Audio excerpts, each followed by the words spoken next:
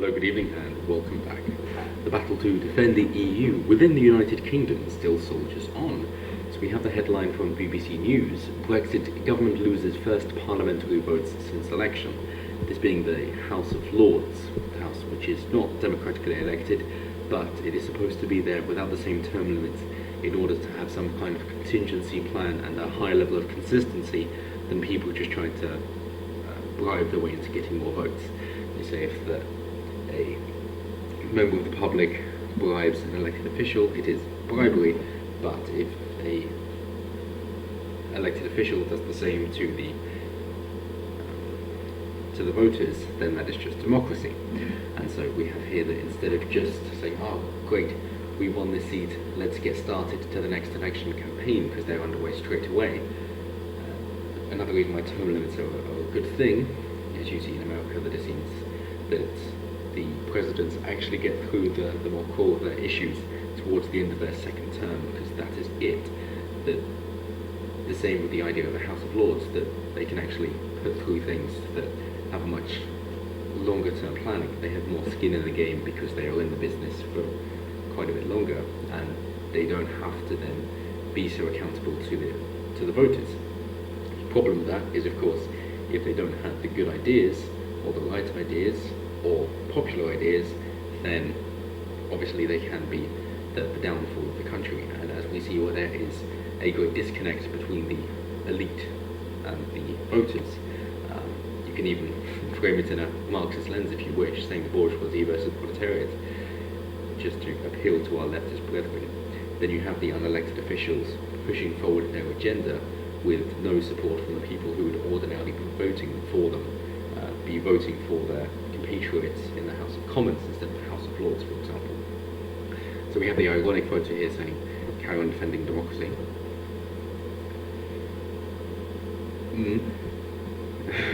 The EU flags. They say the government has lost 3 votes in the Lords over its Brexit legislation, its first defeat since the election. The main one that they're reporting on here is saying that by a margin of 229, it would give EU citizens in the UK the automatic right to stay rather than having to apply to the Home Office, and would ensure they can get physical proof of their rights.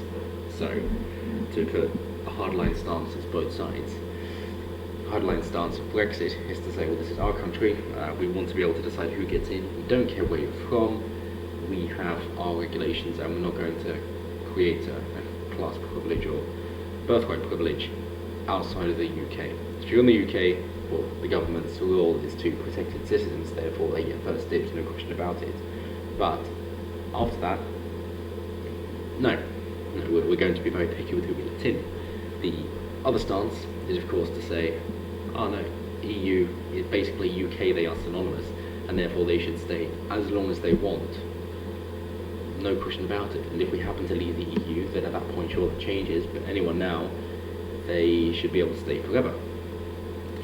They shouldn't be jeopardized by the ever-changing political climate of the country they move to. And that's the one that has been taken, the hardline stance. Not the compromise, which would say, okay, we're going to have our transition period, and through that time, yes, of course you can stay, but during those 2 years, we're going to give you the time to say, well, you have to give us a reason for why you want to stay, we're going to weigh that up, we have our requirements already in place so you can understand the likelihood of being able to stay, and that should streamline the effectiveness of accepting or rejecting your application. And at the end of that, you kind of know what's going to happen anyway, but we'll give you the answer to say you can stay or you have to go home.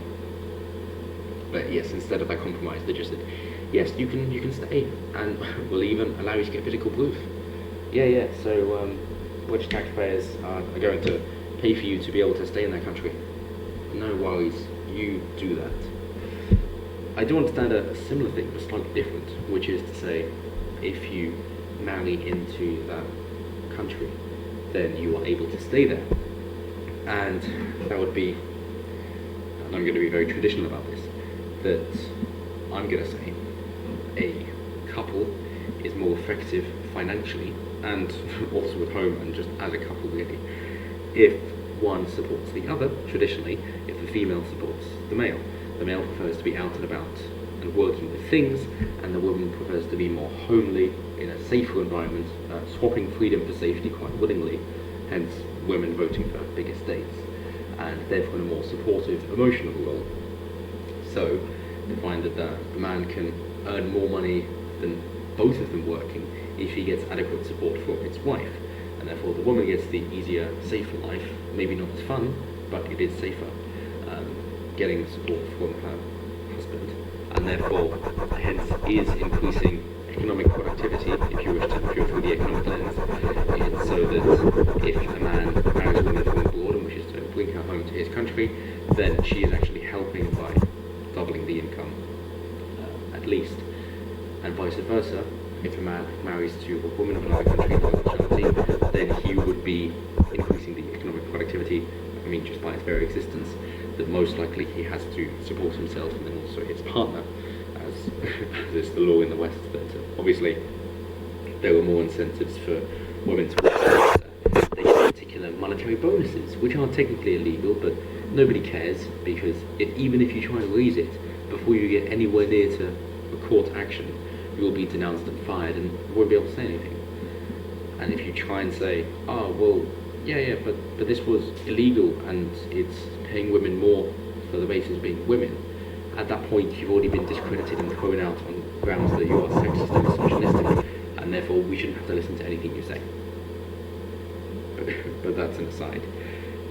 Getting back to what they're saying here, they say that its supporters said it would allay the deep concerns felt by many EU nationals who have until the end of June 2021 to apply for settled status. More than 2.7 million people have so far applied. Nearly 2.5 million of these have been told they can continue to live and to work in the UK after Brexit, while 6 serious or persistent criminals have had their applications rejected. Yeah.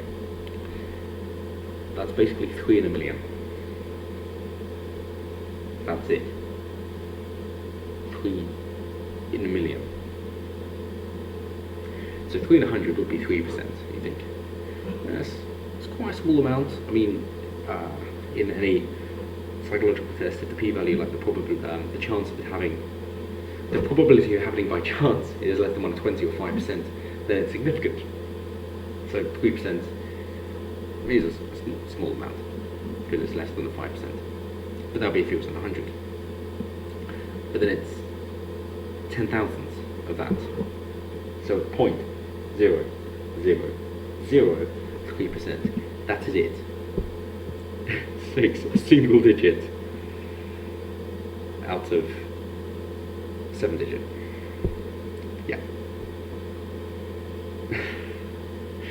I'm not saying they're trying to help the EU citizens, but it certainly seems that way.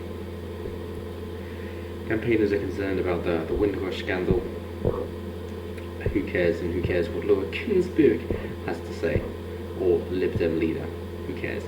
But while we're on the topic, we might as well go after the other defeats they have, their setbacks. So one is the powers of ministers to set aside judgments by the EU Court of Justice, lost by 241 votes to 205. Yes, as in to say, the reason we'd like to leave is to have sovereignty. Therefore, we'd like to be able to vote in our own lawmakers in order to dictate our own laws, and therefore take control of our country by regulating what can and can't happen. The response has been, no you can't. No. Even though you're going to technically be outside the European Union, you are still going to be dictated to what can and can't happen, given that the greatest law of the land isn't going to be the UK, but it's going to be the EU. So the primary reason there's so many voters is null and void. So hard Brexit isn't going to happen, by all accounts. But more than that, the proposals to protect the independence of the courts with regard to EU case law after Brexit lost by 206 votes to 286, which just further compounds this fact. So to try and say we want to leave the EU because we want to have our say on the law of the land, their reply, the elites, the chattering classes, the talking heads, the ones who apparently know more from their ivory towers, say, no. And also, they're not trusting themselves because they're saying, no, we don't know either about making the laws and doing the right thing. We're going to pass it over the EU bureaucrats as well. And at some point you're thinking that It's nice. It is nice that the lawmakers say, we don't know what's best, we should pass it off to someone else. So, okay, cool. You're going to pass it off to the people who are voting for you, and you're going to let them decide. Brilliant. Until they realise, no, they're just going to pass it off to people who think of themselves as far more elite. That is, people who distance themselves from regular people. And we see this a lot with celebrities, quite clearly, saying, yes, you must open my jars for me, or, oh, now that you've washed your hands, just remove that patty out of the burger, or, yes, you must tuck me in at night. It's a Bill Cosby thing, I believe. That they're so deluded that they think themselves that much removed from the rest of humanity and no longer think of themselves as such a mortal being, and yet they are dictating the laws for everybody else.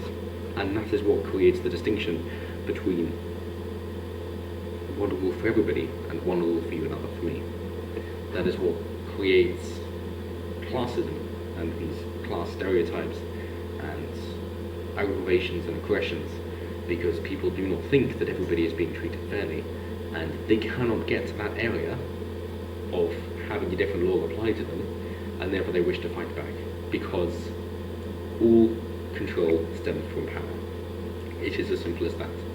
And although it is nice to live in a civilized society whereby you can work things out in a more logical manner, at some point you have to be more realistic about it and say that people will realise they're having a hard time but not be able to articulate it eloquently enough, even if they can contemplate the reasons as to why they feel they are done by, and they are, and therefore they will lash out in the only way they know how, which is physically.